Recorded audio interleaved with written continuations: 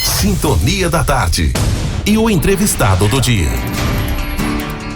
Muito boa tarde para você, ouvinte da Manhuaçu, você internauta, boa tarde. Hoje nós vamos destacar os atendimentos realizados pelo PROCON de Manhuaçu, as orientações para o consumidor. Nós estamos recebendo a advogada e procuradora jurídica do PROCON, Manhuaçu, Maiara Santiago Silva Ecardi. Maiara, muito boa tarde. Boa tarde, Moreira, muito obrigada. É uma satisfação estar aqui no seu programa e representando o órgão. Como que nós podemos definir o PROCON? O PROCON ele é um órgão destinado a atender os consumidores do município de Manhuaçu. E o mais importante, verificar essa identificação que tem o PROCON e a defesa do consumidor com o Código de Defesa do Consumidor. Exatamente, né? Atuamos de acordo com o Código de Defesa do Consumidor. E o PROCON é um órgão independente? Independente nas suas decisões, mas administrativamente somos vinculados à Prefeitura de Manhuaçu. Sim. Ô Maiara, agora a presença do PROCON, a gente observa que ela não acontece em todos os municípios, né? Exatamente. A estrutura oferecida pelo PROCON de Manhuaçu, ela é custeada pela Prefeitura de Manhuaçu. E atualmente nós não temos convênio com outros municípios. Portanto, a nossa área de atuação se limita aos moradores aqui da cidade. Então, as demandas que são levadas aí através dos consumidores apenas do município de Manhuaçu. Sim, exatamente, Moreira. E essa questão de convênio depende propriamente de outro município? Como é que funciona? A iniciativa deveria partir de outro município que se interesse, e aí é feito um convênio para que nós possamos atender. Nesse convênio é firmado uma troca de colaboração, onde nós oferecemos o serviço e, através do convênio, é paga uma quantia para o município através de alguma renda relacionada ao assunto. E sobre a estrutura do PROCON de Manhuaçu, nós podemos considerar quais são os profissionais, as áreas de atuação, a estrutura que oferece para o atendimento? Atualmente, nós contamos com 2 atendentes, que se chamam Marjorie e Carmelita. Temos uma auxiliar de serviços gerais, Roselene, nosso coordenador, Dr. Glauco, e eu como assessora jurídica. Também temos assistente administrativo, a Laís. Perfeito. Agora, em termos de atendimento no PROCON, esse período aí de pandemia, como é que foi conduzido esse atendimento? O nosso atendimento durante a pandemia, apesar de algumas adaptações, ele não mudou. Continuou sendo através de demanda espontânea, ordem de chegada, e conforme a situação foi voltando à normalidade, observamos que havia necessidade até de estender um pouco o horário do atendimento. Atualmente estamos atendendo de 8 às 4. Nesse período ainda da pandemia, houve uma retração em termos aí da quantidade de pessoas que procuravam o PROCON devido às restrições ou uma certa normalidade? As demandas mudaram um pouco, porque algumas demandas elas existem independente da situação, independente do que está acontecendo. Mas na pandemia surgiram demandas específicas, como problemas com estudantes de faculdades que não conseguiram fazer a colação de grau, alguns itens de cobranças não estavam chegando ao destinatário. Então, a demanda, apesar de ter diminuído por um lado, ela acabou aumentando por outro, especialmente porque na pandemia vivemos um aumento também muito alto de preços.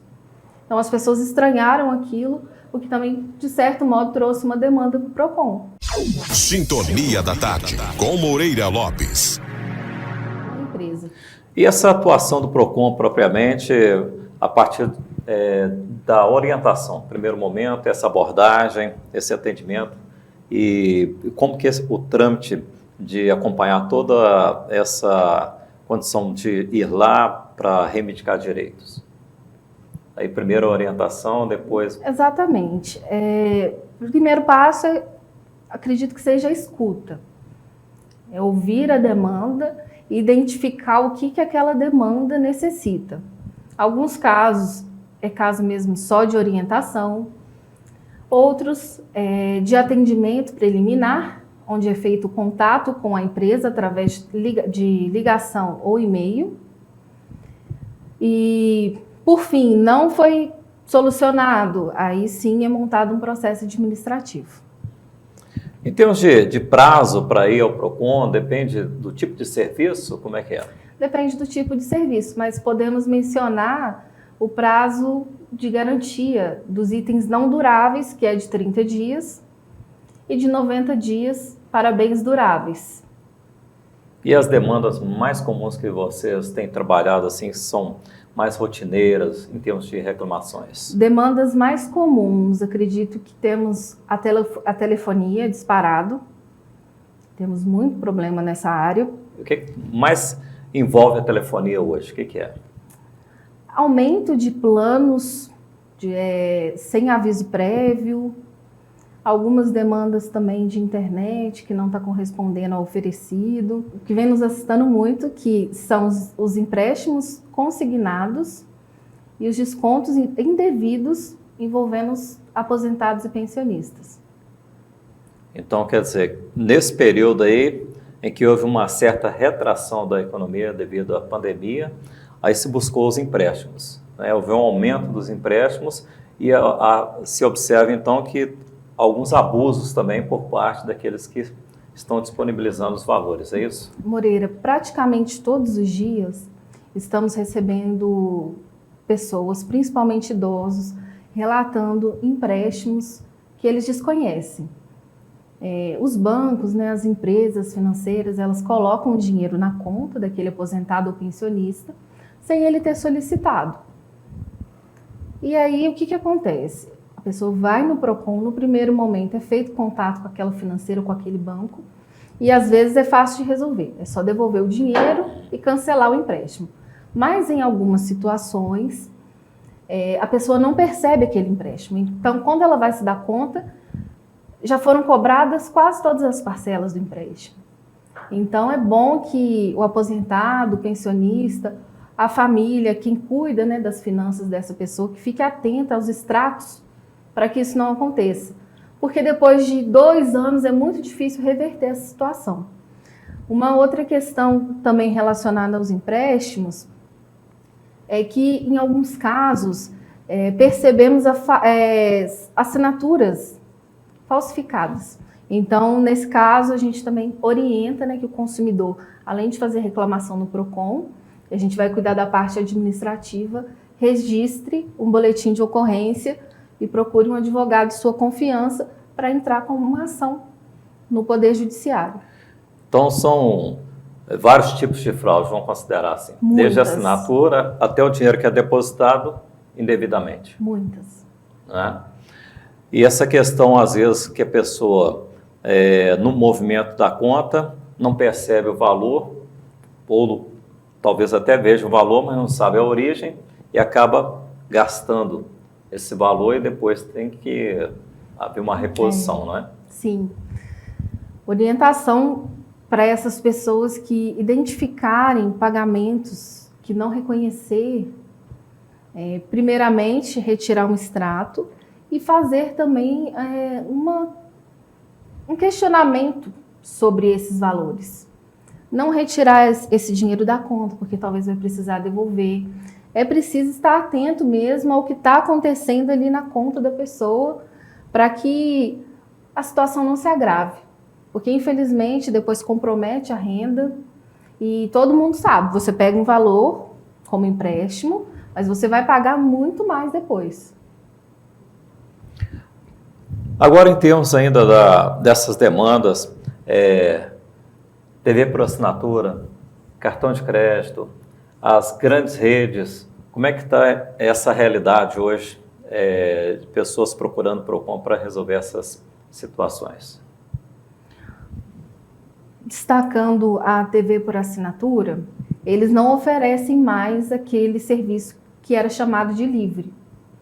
atualmente teve essa mudança e eles estão trabalhando com recarga.